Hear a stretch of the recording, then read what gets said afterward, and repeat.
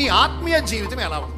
మెళుకోగలిగిన స్థలంలోనే ఉన్నావా? మెళుకోగలిగిన అనుభవాల్లోనే ఉన్నావా? మెళుకోగలిగిన జీవితంలోనే ఉన్నావా? కలిగిన ప్రార్థనలోనే ఉన్నావా? కలిగి సహవాసంలోనే జీవిస్తున్నావా? కలిగి సేవకుని దగ్గర నమ్మకంగానే ఉన్నావా? కలిగి దేవుని దగ్గర నమ్మకంగానే బ్రతుకుతున్నావా? ఆలోచించండి.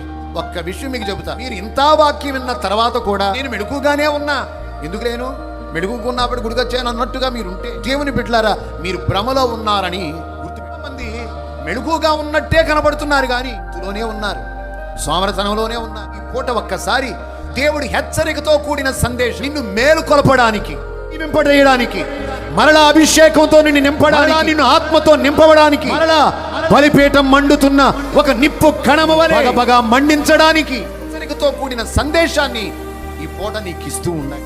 ఈ మాటలు విన్నా తర్వాత అయినా అంటే ఎన్ని కార్యాలు జరగాలో అన్ని కార్యాలు నా దేవుడు మీ అందరికీ చేయునుగాక.